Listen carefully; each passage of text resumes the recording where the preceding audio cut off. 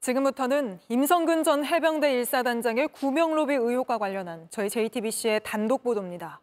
앞서 예고해드린 대로 VIP 구명 로비 발언의 당사자 이종호 씨를 저희 뉴스룸이 단독 인터뷰했습니다. 언론과의 첫 육성 인터뷰입니다. 저희와의 인터뷰에서 이 씨는 VIP는 김 여사를 말한 게 맞다고 기존 해명을 번복했습니다. 하지만 그러면서도 이 구명 로비 발언은 모두 과장된 발언, 그러니까 허세라고 주장했습니다. 먼저 이 씨의 인터뷰부터 보시고 이 씨의 주장이 타당한 건지 취재기자와 좀 더 짚어보겠습니다. 이종호 씨는 지난해 8월 이른바 구명 로비 의혹 녹취 속에서 VIP를 언급한 인물입니다. 임성근이 그러니까 말이야. 아니 그래서 그 임사단장이 사표를 낸다 그래가지고 전화 왔더라고. 그래가지고 내가 절대 사표 내지 마라. 내가 VIP한테 얘기를 하겠다. 이후 VIP는 김계환 해병대 사령관을 지칭한 것이라고 주장해 논란이 되기도 했습니다. 그런데 JTBC와 진행한 첫 육성 인터뷰에서 이 씨는 다시 VIP의 대상을 공식 수정했습니다. 제가 VIP라고 하는 건 이제 여사님을 지칭하는 겁니다. 전에 이제 김계환 사령관이다 이렇게 설명하신 적도 있었는데. 저 대화하는 거는 여사님이고 네. 우리 해병대에서 얘기하는 VIP는 해병대 사령관이다. 하지만 김 여사의 연락처도 없고 연락하지 않는 사이라면서 예전 인연을 설명했습니다. 2009년인가요? 우연한 제가 아는 지인하고 식사 자리에 제 지인이 해서 잠깐 한 20-30분 들렸다 가셨고 그리고 좀 지나서 도이치 권오수 회장을 만나는 자리에 계시더라고요. VIP 발언과 구명 로비 의혹과 관련해선 이른바 해병 골프 모임 단체 대화방에 있던 전 청와대 경호처 출신 송모 씨의 문자 메시지 내용을 전달하다 과장한 것일 뿐 사실이 아니라고 주장했습니다. 후배들이고 하니까 제가 한 것처럼 그 문자의 토대로 한 걸 제가 한 것처럼 이제 부풀려서 얘기한 부분입니다. 이거는. 자신의 발언 녹취로 인해 불거진 구명 로비 의혹을 해소하기 위해 고위공직자범죄수사처에 자진 출석 의사를 전했다고도 했습니다. 변호사를 통해서 공수처에 연락을 드렸습니다. 그래서 빨리 불러달라, 자진 출두하겠다. 그리고 통화 기록 바로 제출하겠다.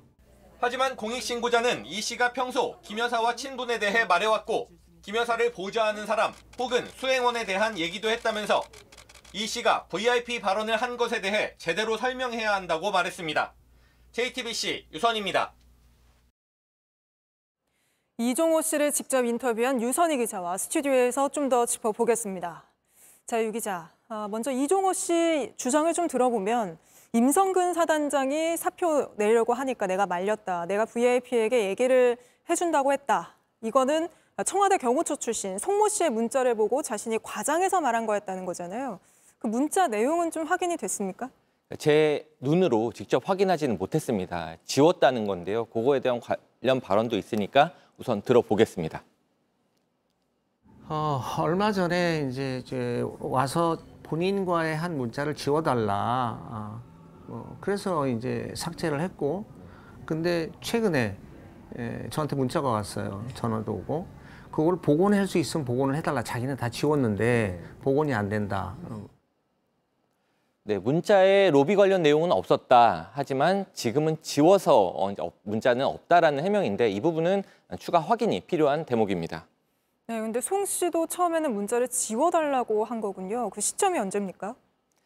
해병 골프 모임 단체 대화방 기사를 저희가 이제 단독으로 보도를 했는데 그 이후에 좀 걱정이 돼서 문자를 좀 지워달라고 송 씨가 요청을 했다 이런 해명입니다.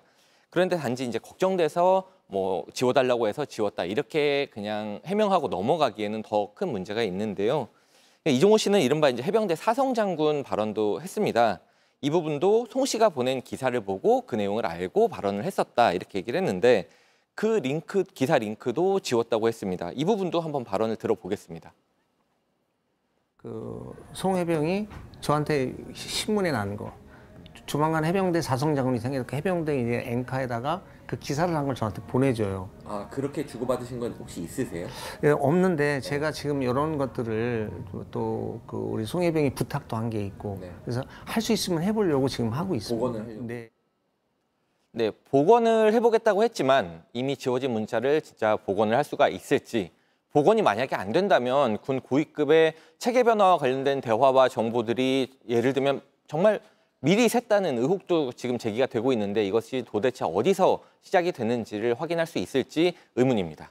네, 그런데 또 궁금한 게 이 공익신고자는 이종호 씨가 이 VIP 얘기를 하면서 뭐 다른 얘기도 자세히 했다 이렇게 얘기를 했잖아요. 뭐 이를테면 김건희 여사 수행 직원들 실명까지 거론했다.